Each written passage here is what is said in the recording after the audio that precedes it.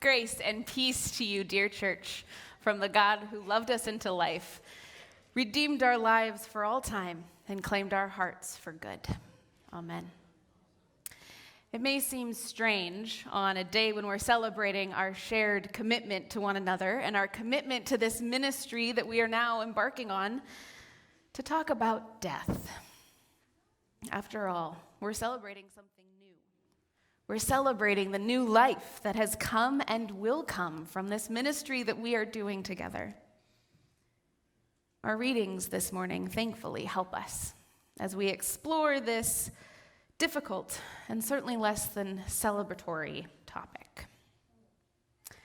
As we read in the story of Genesis, Adam and Eve faced death if they ate from that tree in the center of the garden.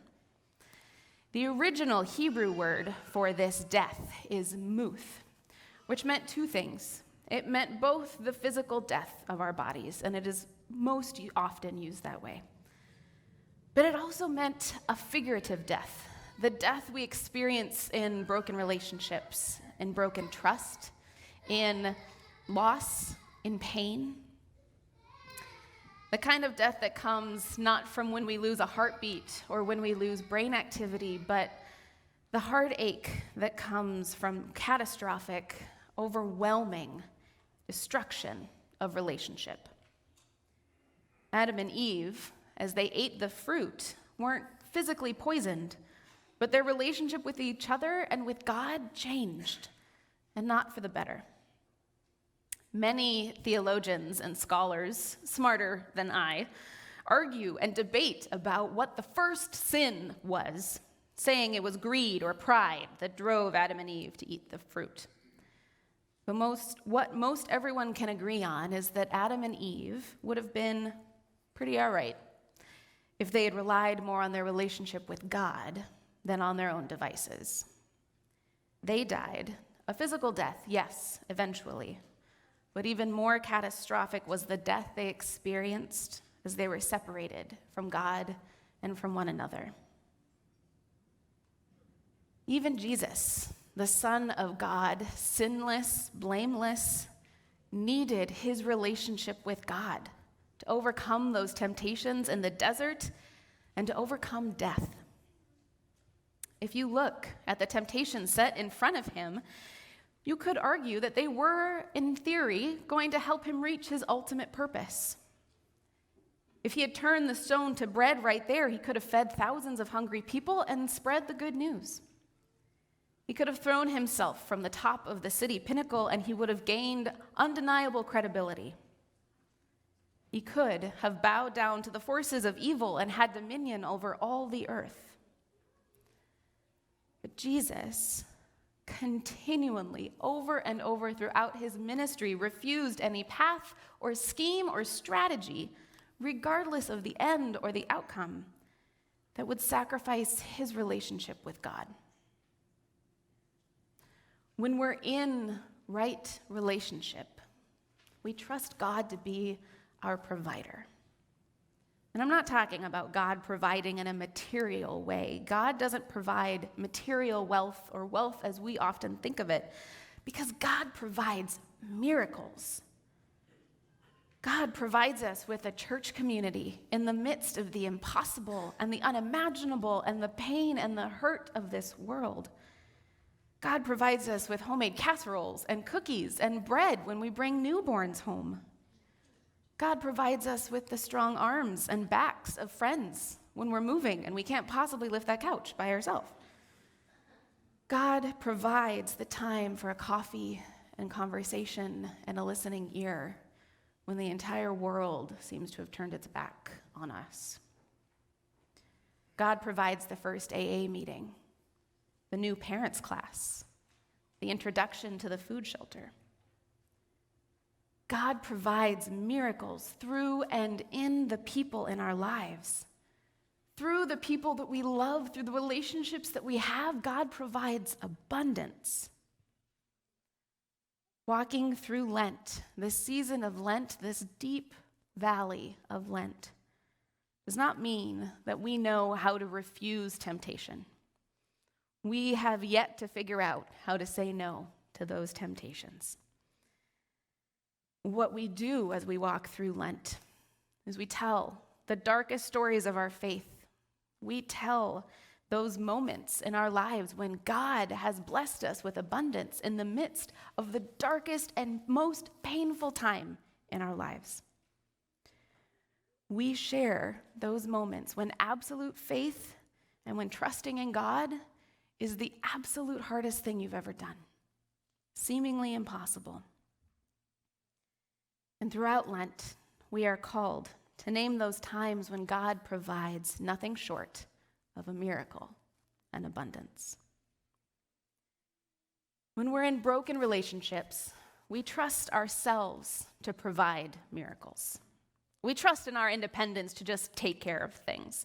We trust in our ability to not need help. We trust that we can do it.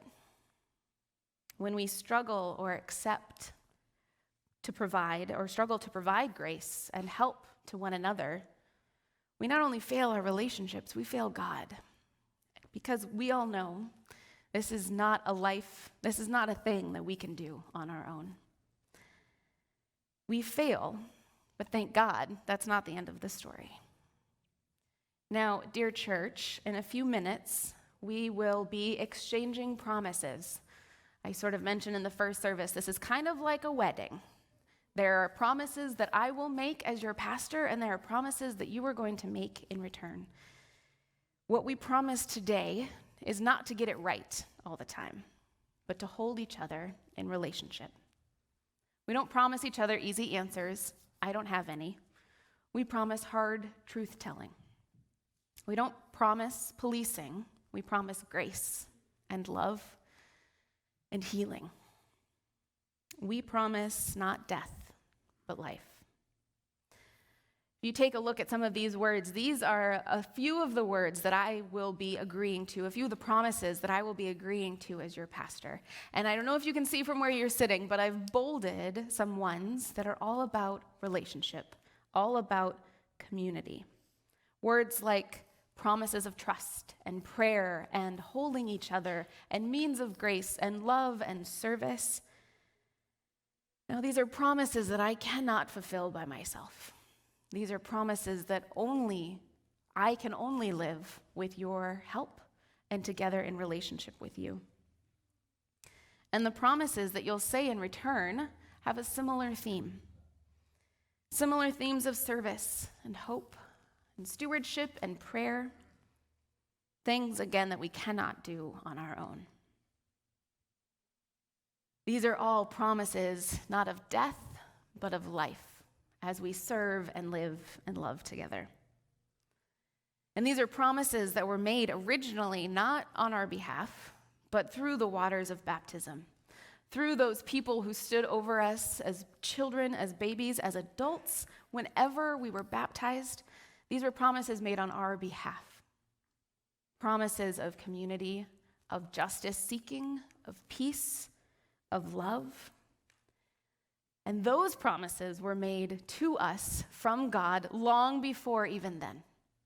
This relationship thing, we all know, is not a one-way street.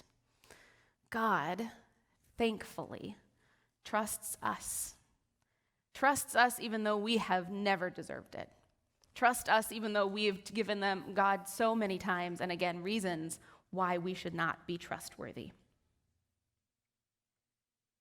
But God trusts us. And that, if nothing else, is an abundance and it is a miracle.